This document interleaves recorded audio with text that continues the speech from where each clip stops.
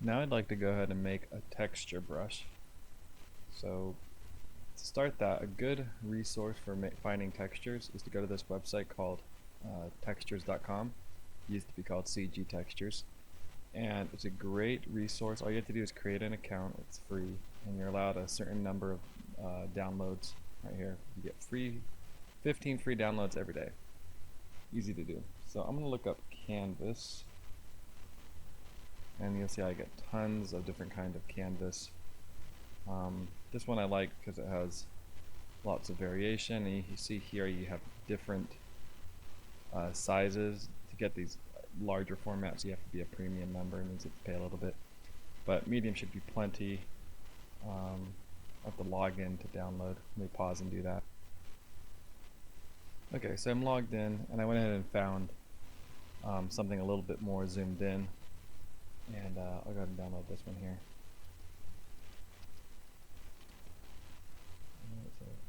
Here they have it downloaded. Probably have to save it somewhere.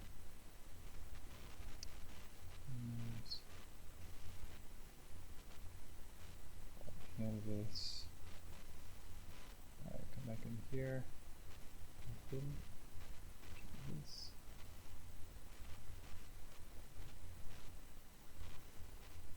Right, so here's my canvas texture.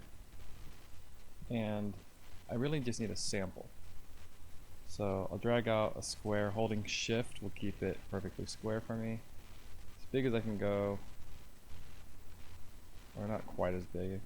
Try to think of something for a medium-sized brush. So I'm going to copy, Control N for new, and I can see my new document's going to be 847 by 847 pixels. That's pretty large. I'm going to want it to be a little smaller for my sample brush. 72. What I have to think of is you have to think in terms of how the brush size that you're going to be painting with. So for example, if I look up in the left here, I see I'm at 25, 30 pixel brush. That's a pretty good size brush. So if I want to go, I don't want to go too much larger than that. So I actually am going to take my canvas. Oops, let's go to this canvas here. I'll hit Control V because I already copied that. So I'll paste that in, and then I'll go image size. Let's see. Make it a little bit bigger still. So zoom in. That's about what I want my sample to be. So I'll go to image size. I'm going to resample this. Go to pixels. Like working in pixels. Let's just go 50 by 50. Let's see what that gives us. I'll click zoom and do 100%. That's all I'm really dealing with in terms of a brush. Let me undo that for a second here. I'll work in this size first, and then I'll downsize at the end when I'm ready. Let's start by just doing Control Shift U, which is a hotkey to desaturate an image. This is just up here in our image adjustments. You can change the hue, saturation, or Control Shift U. Now that I have it desaturated, I can create a black and white alpha or a black and white image, and from that I'll be able to make my brush. So I want a little bit more high contrast in this brush, so I'll hit Control L, and that'll bring up my levels adjustment. And this is basically a histogram showing me the data of this image based on the color information. So you can see most of the information is registering right in the middle, which is kind of your medium gray. By bringing this bottom slider up for the blacks and this top slider down, I'm increasing the contrast of my image. I can move this middle one, kind of shift the middle hue if I want. That's pretty good right there. Now I'm going to take a circular selection. I'm going to be a little uneven, so I'm just going to use my lasso tool and kind of just wiggle my way around. I'm going to hit Control J. I have that selection. Control J will duplicate that onto a new layer. And I can now delete the layer 1. So now I'm just working with layer 2. From here I want to now break up the edge. So I'll take a brush, just go into something pretty basic. I can go into the new brush I created earlier. Here we go. Bracket up and bracket down on the keyboard is a hotkey for making your brush bigger and smaller.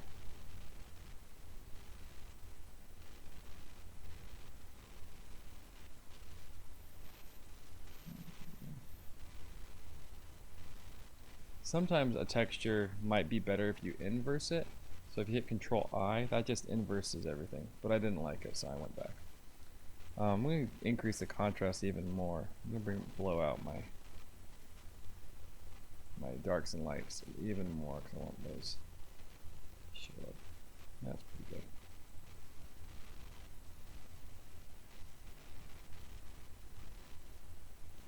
So now I've broken up the edge. I'm going to go into my brush under shape dynamics, or under brush tip shape rather. And here I can change the hardness. I'm going to go really, really soft. And on my eraser, and that will just sort of give me, kind of just feather out the edge of my brush. Go even bigger with my brush. Turn the flow down. Let's go down to even 20.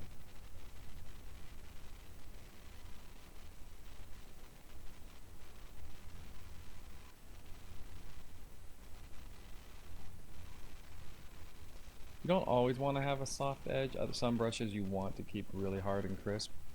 And you know, if I had some more time, I might do that with this particular brush. Maybe for demonstration purposes, this is just a quicker way to get it. But experiment, see what kind of edges work for what kind of results you get, and you can even just look at the brushes I give you, or that already exist in Photoshop, and you can reverse engineer what they've done to get the brush to behave a certain way. So that's a pretty good looking sample. Now to turn this into a brush, all I have to do is say Control A, that selects the whole image.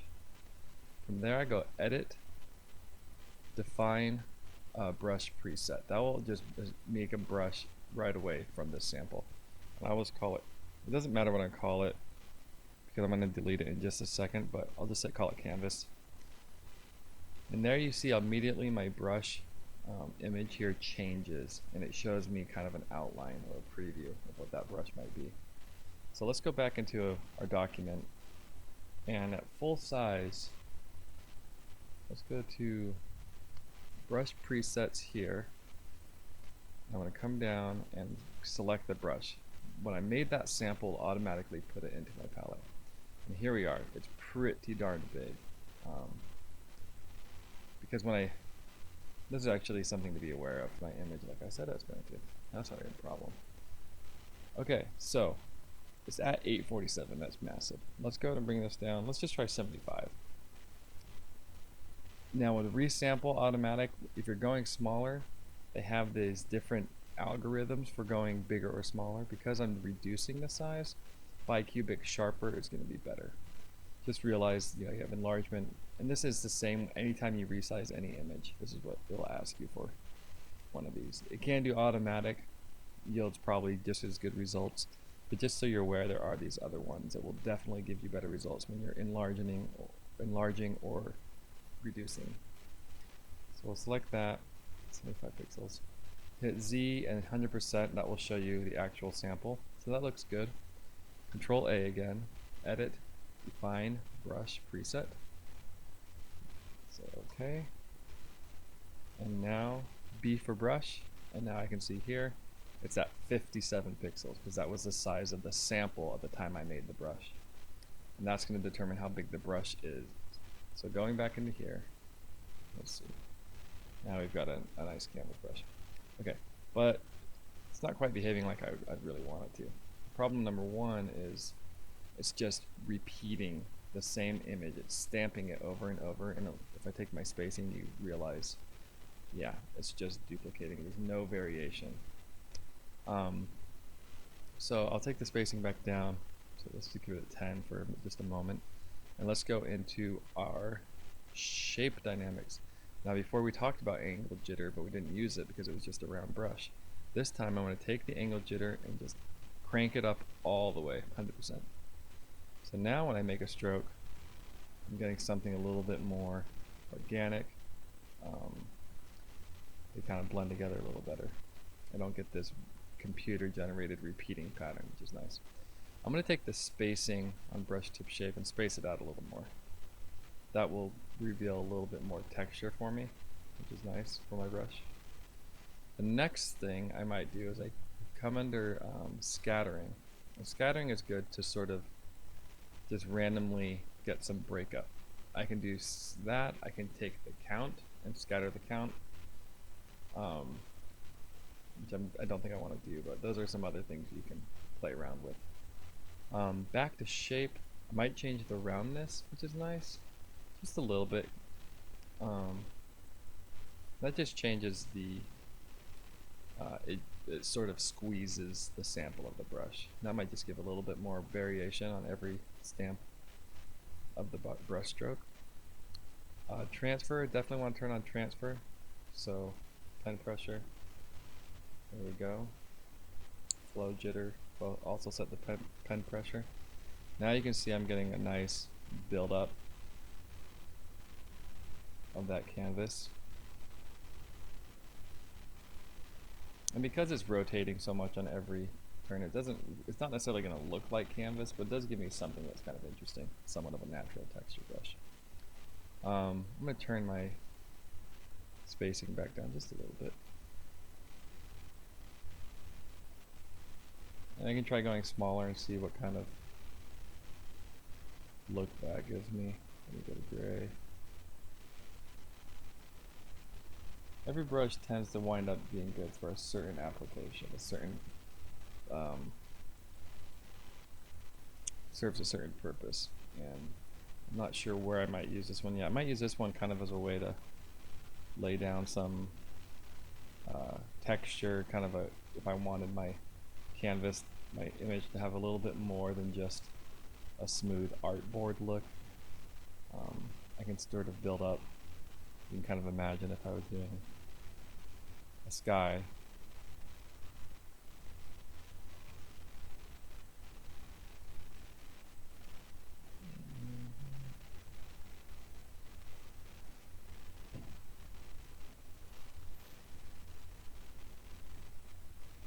Sample some color.